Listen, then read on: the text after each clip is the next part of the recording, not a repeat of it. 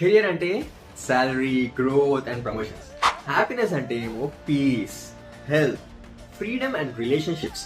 రెండూ మనకు కావాలి, కానీ లైఫ్ లో కొన్ని స్టేజెస్ లో రెండూ మనకి ఈక్వల్ గా ఉండవు.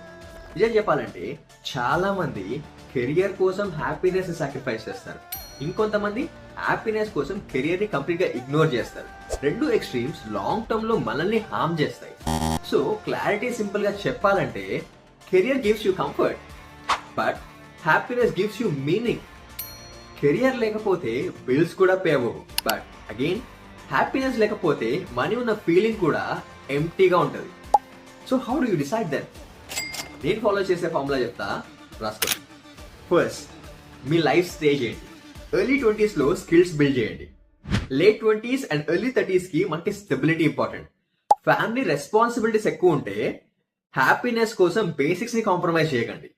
సెకండ్, మీ పెయిన్ పాయింట్ ఎక్కడ ఎక్కువ ఉందో తెలుసుకోండి. జాబ్ స్ట్రెస్ లో ఉందా, మనకి సాలరీ తక్కువ అని అనిపిస్తుందా, లేకపోతే టాక్సిక్ వర్క్ ఎన్విరాన్మెంటా మీ పెయిన్ పాయింట్? మీ పెయిన్ పాయింట్ ఎక్కడుందో తెలిస్తే మనకి డైరెక్షన్ క్లియర్ అయిపోతుంది. Third, can your career buy happiness later?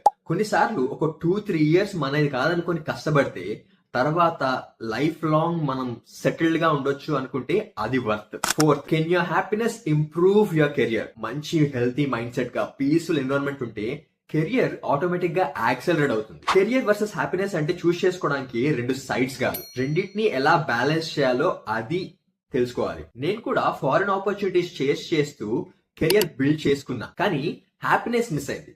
ఇప్పుడు బ్యాలెన్స్ క్రియేట్ చేసుకోవడానికి మెల్లగా ఒక రైట్ పాత్ చూస్ చేసుకుంటున్నా. End of the day me life మీరే బతకాలి. కెరియర్ మీకోసం పనిచేస్తుంది, కానీ హ్యాపీనెస్ మీకు పనిచేస్తుంది. Share this to your friend who is also stuck in between job చేయాలా ఆర్ బిజినెస్ స్టార్ట్ చేయాలా, and follow me for more such content.